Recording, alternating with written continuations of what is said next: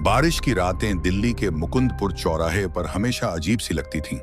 घुप अंधेरा, गीली सड़कों पर चमकती लाइटें और एक डर जो हवा में घुला होता था। लोग कहते हैं हर बारिश में वहां एक छोटे भिखारी की आत्मा मंडराती है जो मरकर भूत बन चुका है। वो कौन था?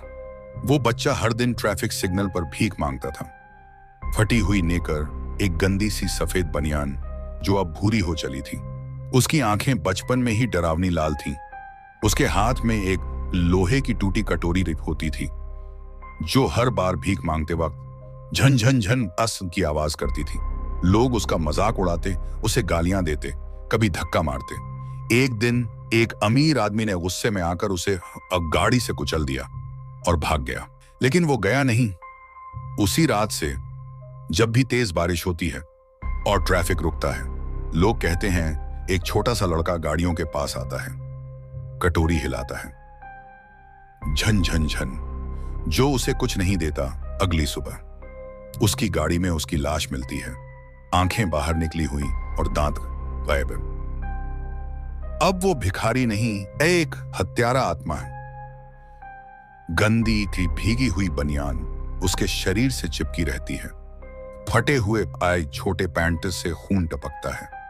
उसकी आंखें जलती पांव लाल आग जैसी हैं और उसके मुंह से सड़ती हुई पीली टूटी दांतें झांकती थीं।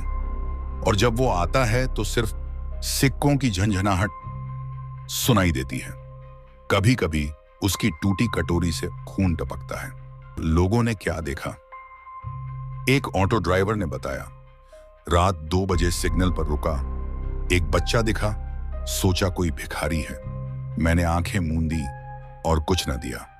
अगली बार देखा, वो मेरे अंदर ही बैठा था, मेरी गोद में, और उसके हाथ में मेरी आंखें थीं। अब मुकुंदपुर चौराहे पर एक नियम है, बारिश में सिग्नल पर अगर कोई बच्चा कटोरी लेकर पास आए, उसे कुछ दे देना, चाहे 1 रुपया ही क्यों ना हो, वरना अगली सुबह तुम्हारे कानों में वही आवाज बजेगी, झन झन झन, और उसके बाद सिर्फ मौत।